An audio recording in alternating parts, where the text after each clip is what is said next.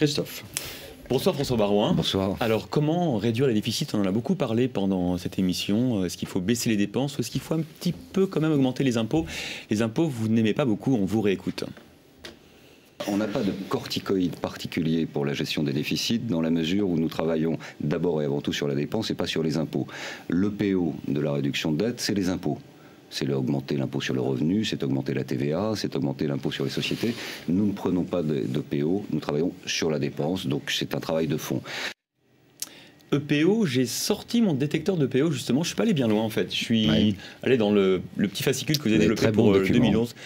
Très bien fascicule, et on va le regarder, très bon fascicule, on va regarder à l'antenne, il y a la hausse prévisible des prélèvements obligatoires au cours des 4 prochaines années. On est à un taux aujourd'hui de 41,9 et en 2014, vous nous promettez un taux de prélèvement obligatoire de 43,9, ça fait 2 points de PIB en plus. Si c'est pas des hausses d'impôts, ça, François Baroin? Bon, peut-être que vous étiez en train de rédiger ou de consulter cette explication. Elle ne m'a pas entièrement convaincu. Vous avez dit qu'une partie de l'explication était mécanique.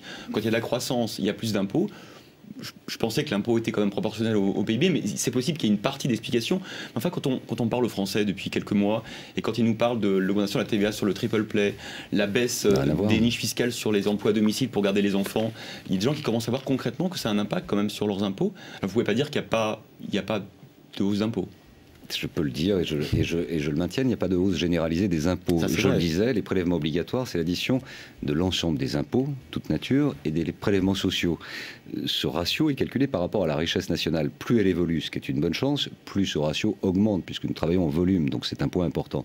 Deuxième élément de réponse, je le maintiens, travailler sur les niches fiscales, le triple play, les aides à domicile ou ce genre de choses, c'est des réductions de dépenses. C'est-à-dire que sur des secteurs, à un moment, l'État a dit, nous allons faire une TVA réduite, ou a dit, nous allons faire un plafond de 15 000 € pour l'aide à domicile, et nous allons rajouter une exonération de 15 points de cotisation sociale. Oui, mais pendant ce temps-là, moi j'ai pris l'habitude de ne pas payer, et là vous allez me faire payer.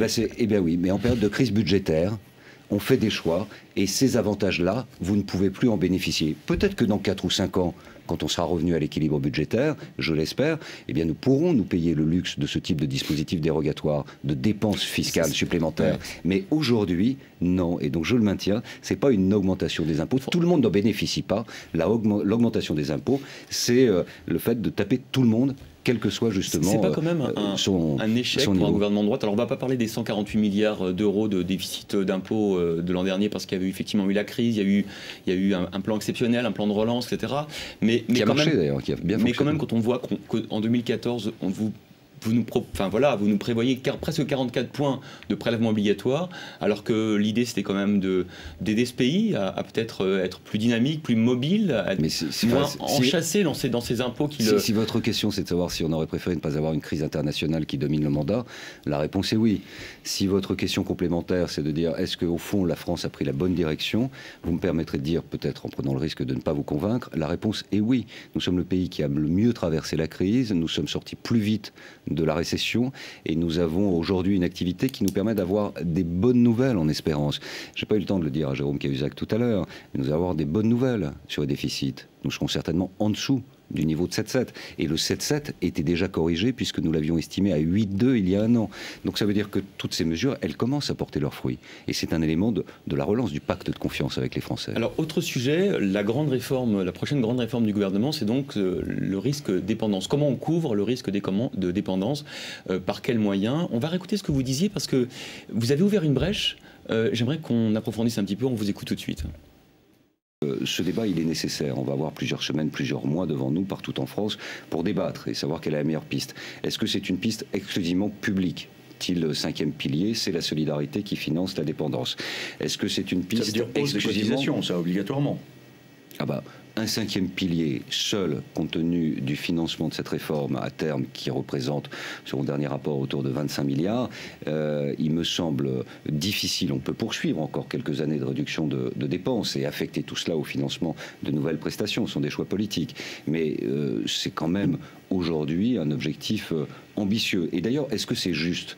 Il faut aussi se poser la question de savoir, dans la mesure où chaque citoyen a une espérance de vie allongée, s'il n'y a pas aussi une part de responsabilité, de prise en compte sur le mode assurantiel et privé du financement à terme de sa propre dépendance.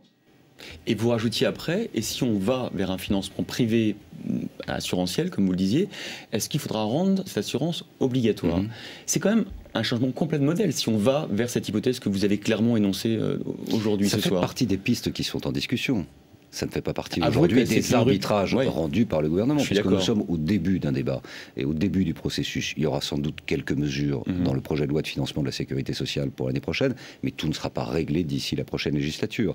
Mais cette question de la dépendance aura été engagée sous ce gouvernement. Et vous comprenez le débat que ça va ouvrir. On parlait de conflit d'intérêts au début d'émission. On sait qu'il y a des grands groupes assurantiels, qui sont d'ailleurs très performants, comme Malakoff Médéric, qui sont aussi dirigés par un des frères du président. Et si on rend obligatoire, parce que l'assurance privée c'est très bien, mais si on rend obligatoire, comme vous le disiez, le fait de s'assurer auprès d'un groupe privé pour couvrir son risque de dépendance. On change quand même de philosophie par rapport au modèle de 45, celui de la Libération, où l'assurance, qu'elle soit maladie ou vieillesse, était assurée collectivement par dans le cadre d'une organisation paritaire au profit de tous les Français. Est-ce que vous n'avez pas peur que cette brèche que vous avez ouverte devant nous soit source d'un malentendu général, enfin peut-être avec les Français? Ce n'est pas une décision, ça montre bien, et votre question est très pertinente, ça montre bien que ce débat, il est important. Il est important pour le financement de la sécurité sociale, il est important pour un certain esprit de la solidarité entre les générations que vous évoquiez, il est important me semble-t-il, de manière plus soulignée encore, sur tout simplement le regard qu'une société comme la nôtre peut porter sur la place de ses aînés. L'âge, c'est une dignité. Ça ne doit pas être une souffrance, ça ne doit pas être un poids. C'est une question de responsabilité pour les enfants vis-à-vis de leurs parents, et c'est une question de responsabilité des parents vis-à-vis des grands-parents. Et donc c'est une question de société globale. Ça va coûter très cher. Et ça va être appelé à se développer sur le plan financier. Donc il faudra bien trouver des ressources. Et il est conséquent, il est responsable de lancer ce débat-là aujourd'hui. Ça sera tranché quand? En mai? Juin? Non, plus tard. Enfin, en juin, on aura déjà avancé. Je pense que les mesures, c'est pas avant les arbitrages pour le PLFSS, c'est-à-dire au début de l'automne. Dernière question. Tout à l'heure, vous avez évoqué l'équipe gouvernementale et de la majorité au complet. Vous avez dit que Nicolas Sarkozy avait été un rassembleur, qu'il avait rassemblé tous les éléments de cette majorité, dont vous, par exemple, dont les Chiraciens. Il manque encore Dominique de Villepin. Il faut qu'il y ait un geste qui soit fait à l'égard de Dominique de Villepin par Nicolas Sarkozy, de réconciliation. Je le dis, c'est vrai que Nicolas Sarkozy a fait ce travail. Comme Chirac en son temps l'avait fait, Nicolas Sarkozy a fait ce travail de chef de famille. Il reste en effet le cas Dominique de Villepin. Comment le traiter, j'en sais rien. Je n'en sais rien. Je ne sais pas quelle est la réponse, je ne sais pas quelle est la solution, je ne sais pas quel est le degré d'implication personnelle de Dominique de Villepin dans la préparation de son éventuelle candidature à l'élection présidentielle.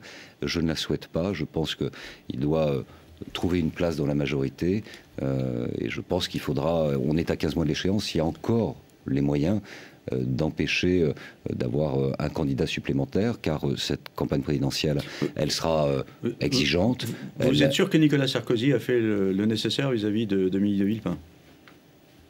Je ne sais pas. En tout cas, je pense qu'il y a 15 mois, et je le souhaite, il y a encore 15 mois devant nous pour permettre le rassemblement total de la famille. Dernière question, vous allez dire que c'est très journalistique, mais vous avez dit tout à l'heure, un chef, une équipe, un programme, tout était en place pour la campagne 2012. L'équipe, vous êtes sûr qu'elle tient 15 mois, cette équipe, quand on a vu que certains ministres, dont le ministre des Affaires étrangères, dont le Premier ministre, avaient été affaiblis par ces affaires de voyage à l'étranger? Est-ce que cette équipe peut tenir 15 mois jusqu'à l'élection? Elle est faite pour durer 15 mois, elle est solide, et puis de toute façon, le seul qui ait la réponse à cela, c'est le président de la République. Voilà, Jean-Luc Borloo qui se dit, tiens, peut-être qu'après les cantonales qui vont être désastreuses, je peux être Premier ministre? Non, c'est... Je crois qu'il ne faudra pas tirer trop de leçons politiques au niveau national des cantonales, non. Bon, merci François Baroin d'avoir été avec nous ce soir. Merci. Christophe.